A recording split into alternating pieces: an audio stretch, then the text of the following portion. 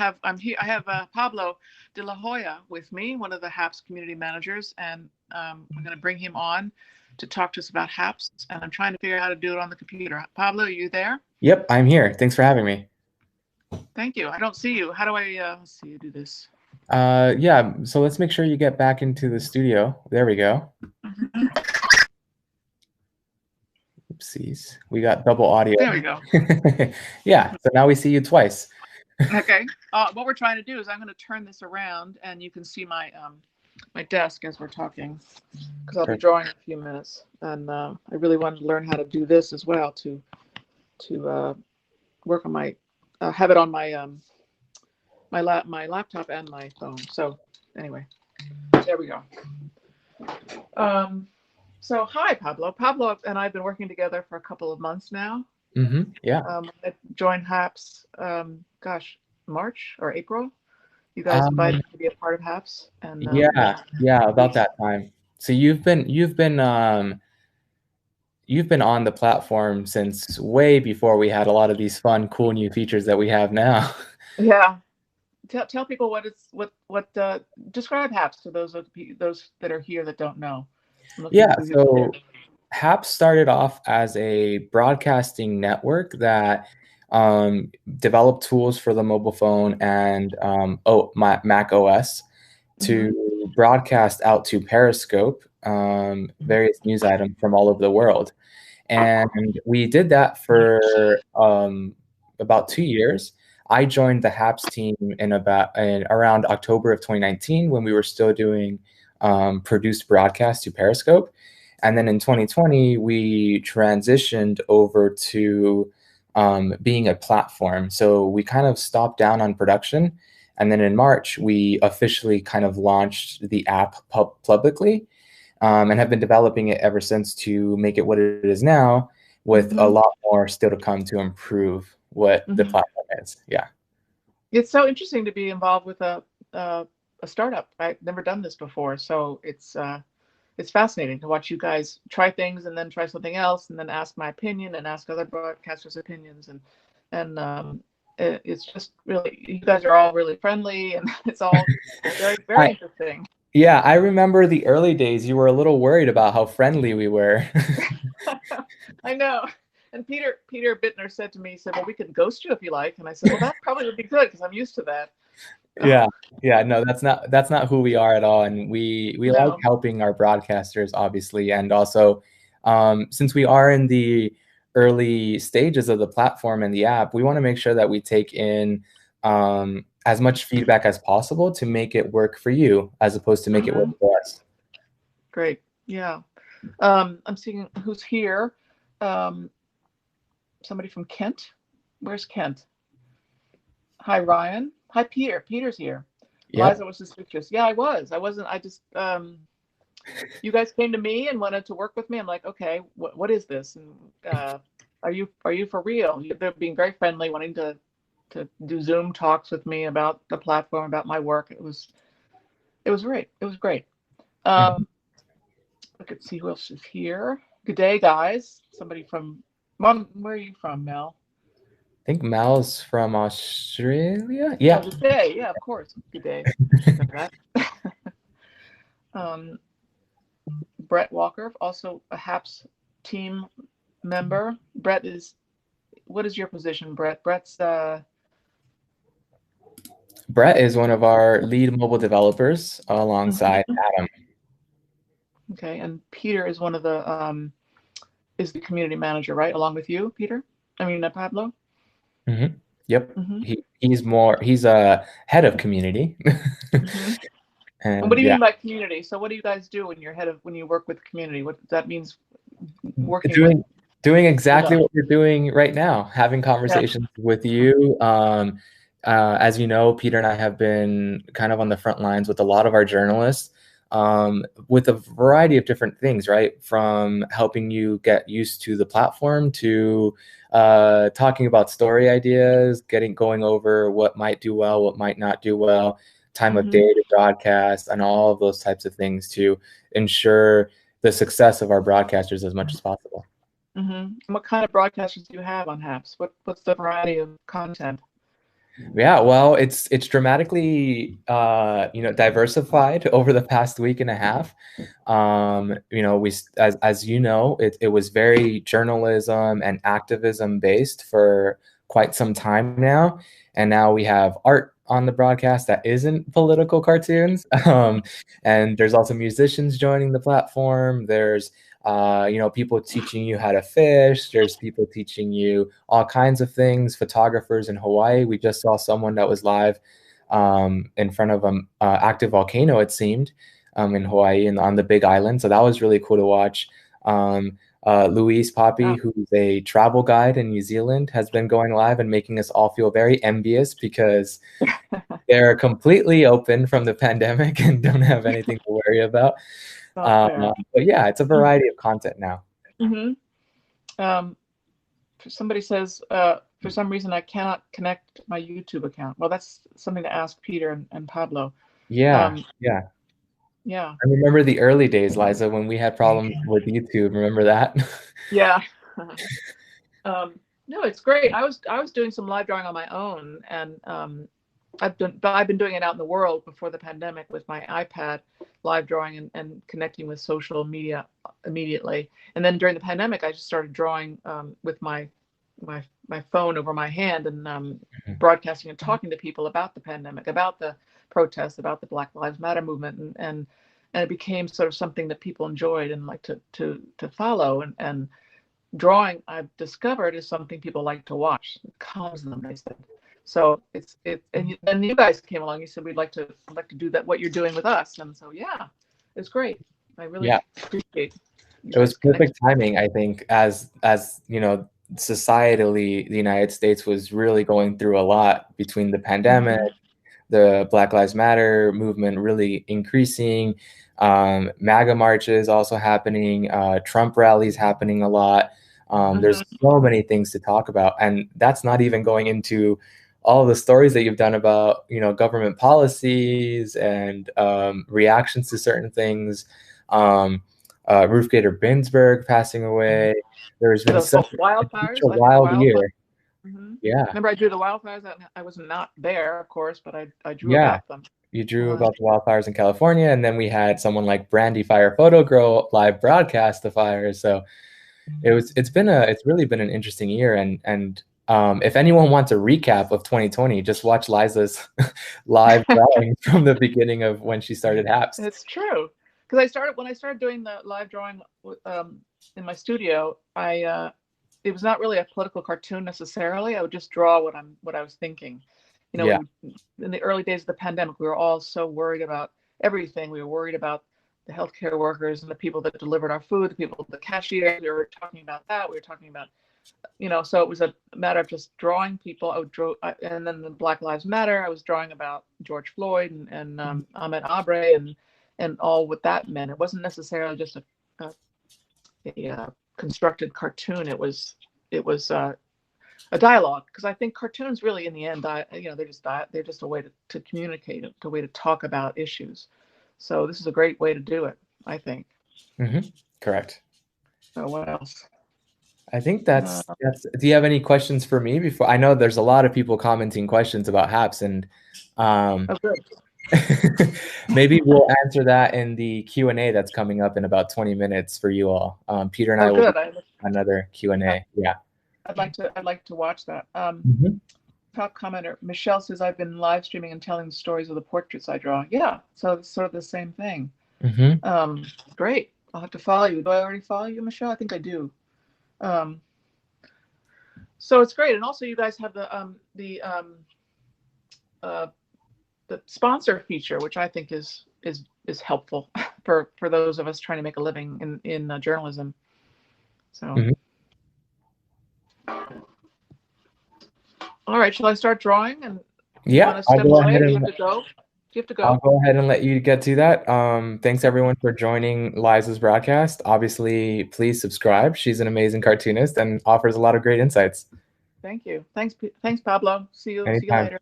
See you all at 3. Bye. So, hi everybody. Like I said, I live draw something in the news every every time I broadcast. I try to do it every weekday at 5:30, and I've never done it with two streams this way, so this will be interesting. You get to see the top of my head. But one thing I wanted to draw today, and I sometimes do this. Let me put the light on. Let me get this out of here. Is can you see? It's really interesting. I can now see, instead of having to look through my iPhone, I can see on my laptop what you guys are seeing. Great. Wonderful. And like I said, I've been drawing on paper for my entire career. I've been doing this over 40 years, and I work for the New Yorker and lots of other publications, New Yorker cartoons, which are political sometimes, but often they're just about life. And but I do a lot of political cartoons, and I publish them with the New Yorker, but I also publish them with Medium.com. And sometimes I like to do this sort of shtick with the White House, which I learned from a well-known cartoonist that began a famous cartoon strip called Doonesbury, if you guys know it, in the 70s.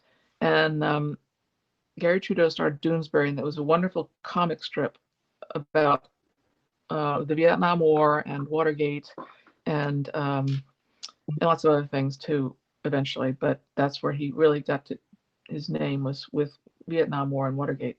And they were strips that were talking about what was going on in politics, but also in people's lives, and he has a regular cast of characters. But one of the shticks that he did was draw a White House, and he would have words coming out of the White House, like a speech balloon, as if to say, this is what Nixon was saying. At the time, it was Nixon, and it was really a great tool. And I've always admired that tool, and I'm using it now. I'm going to give him full credit for beginning this shtick, or whatever you want to call it, tool, device, the White House as a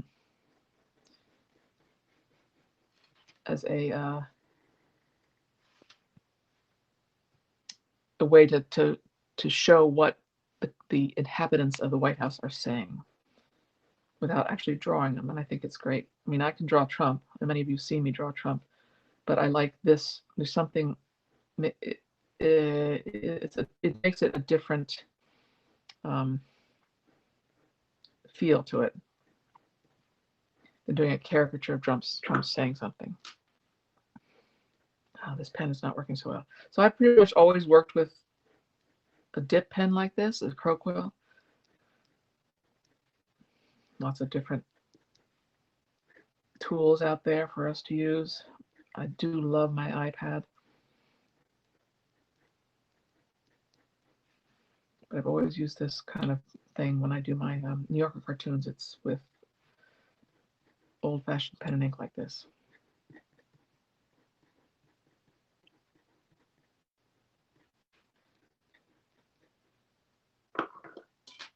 Today, Joe Biden got his COVID vaccine. Pence got his last week, right? I wonder if Trump's going to get a vaccine. What do you think? I'm sure they're trying to get him to use it, to have one. So there's the White House. And I'm going to have some words coming out of it. Let me see what you guys are saying, if anything. Hello from San Francisco. It's hard for me to read. I usually read it from my phone. Oh, Michelle, you remember Doonesbury? Wasn't it great? Doonesbury Zonker characters was the best. I know. And it was really the first time we saw well, that's not quite true. Oh, no, I think it is true. I know the history of political cartoons pretty well in our country. And it may have been the first time that somebody was really on a regular basis going after not only the politicians, but the American attitude and American way of life, and criticizing us, for our lack of insight, our lack of our bias and our whiteness at times. Brett says, just FYI, Liza, I think your internet is struggling. Okay. So, Brett, if I close down my laptop, would that be helpful? I'll keep drawing. I was waiting for this to dry so I could put the words up here, but I think I can hold my hand up in the air. So this cartoon was inspired this morning by reading Trump's tweets. Every day I check in the morning. I check in to see what he's saying. Oh, I didn't want to write that. Darn, fake news. I didn't want to write that. I meant to say, I'll work with it.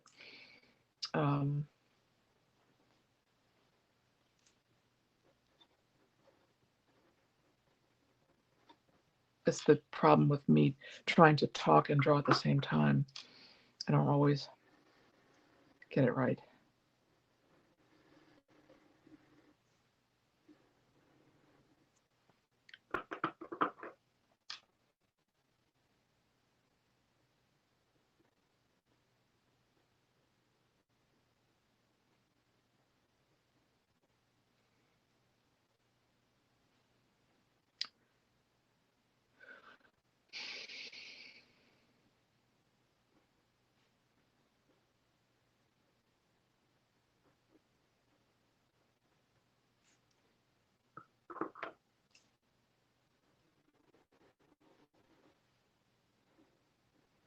I have the words written over here.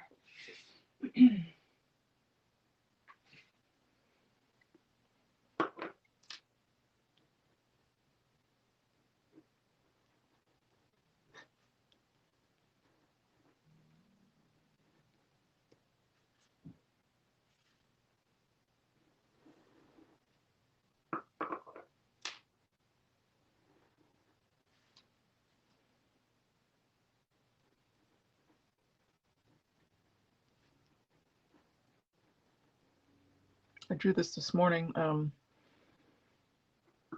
my iPad. I can show it to you when I'm done.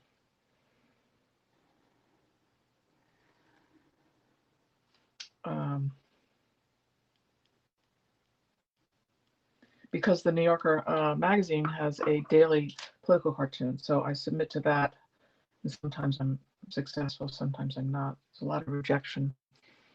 So I'm gonna have to figure out how to. Didn't quite work. I'm not a comic strip person, so there we go.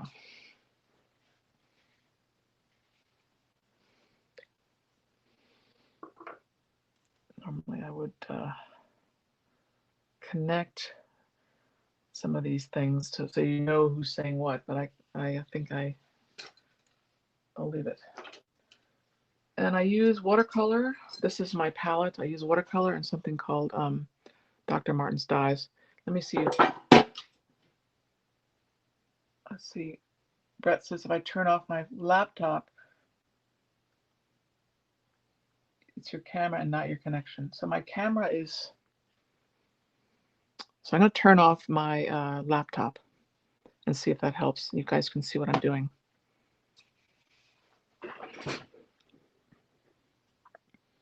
Your camera's struggling and it's focusing, I think, for the art portion. It keeps readjusting the focus.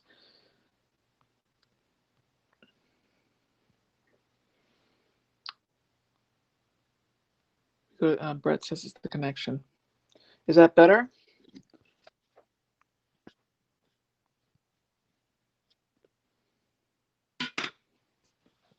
I keep trying to improve my setup, and I got a better clamp for my phone.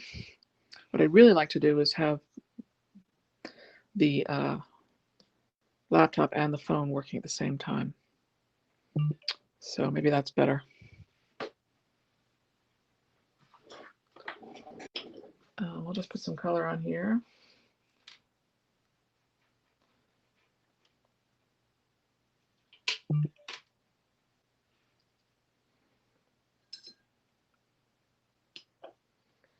And I like the looseness of this crow quill pen, and that's what my style is. It's very loose. It's just like not overdrawn in any way. Some people, their style is to be heavily drawn, and that's their style. Mine is more like, if you know the cartoonist from a long time ago, James Thurber, he, along with Gary Trudeau and Herbert Bloch, was another political cartoonist that I loved. James Thurber was my influence as well. So Charles Schultz too. So, but Thurber was very loose. His cartoons are very loose, almost like drawn like a child. Very like just. I like that sort of approach. Let's see what you guys are saying. I'll take this out of the clamp now.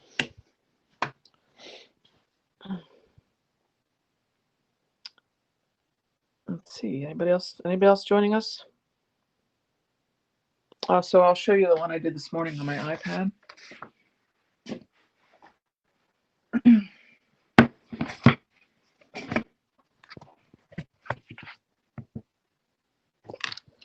iPad out of the case. Sorry, I'm getting moved around a lot. Apologize.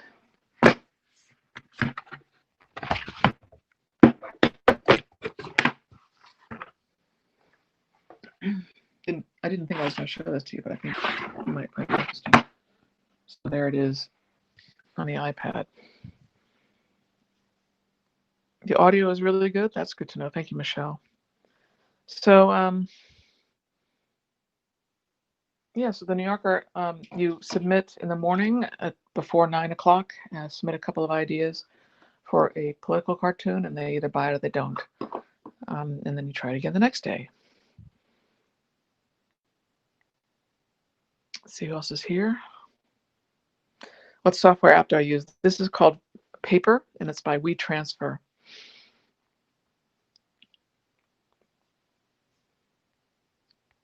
So I think I'll stop right there. Thank you for joining me. Hi, Chantal. Thank you, Peter. Hello, Town Crier. Diane Hipsher.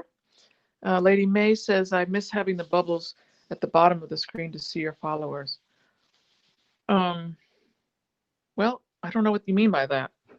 You can't see the comments? I'm looking at another. Thank you, Victoria. Gave me a Super Heart Award. And Mel gave me a High Five Award. Thank you, guys. Hi, Mark from LA. Maybe I'll have Mark on my broadcast one of these days. I saw Mark was on another Happs journalist broadcast, and also Peter. It's really interesting for me to hear that you guys talk about the platform. All right, well, I'll turn this off and say goodbye. Turn this around. So thank you for joining me. Again, this is Liza Donnelly, and I'm a cartoonist and writer for the New Yorker and Happs News and many other places. And you can follow me here on Happs, get the app, and if you follow me, I would you'll know when I'm broadcasting. You'll get an alert. I usually do it at 5:30 every weekday. Mark says, I'd love to join one of your broadcasts. That'd be great, Mark. Great supporter of mine. Thank you. Appreciate it. Another one of these days, I'm going to have a lawyer from the not the National Press Club. Gosh, I forgot the name of it right now. But to talk about freedom of the press, and I'll tell you more about that later when I know more details. Because cartoonists have a lot of trouble, not in our country, but around the world, with freedom of the press. Anyway, so join me here, follow me on Happs, and sponsor me if you feel inclined, and I will see you again tomorrow. I'm going to do a little early tomorrow, probably around 4:30, because I have a holiday party at 5, so a Zoom holiday party. Okay, thanks. Hi, Hal. Hal's a regular here, too. Good to see you. Thank you for joining me, and I will see you tomorrow.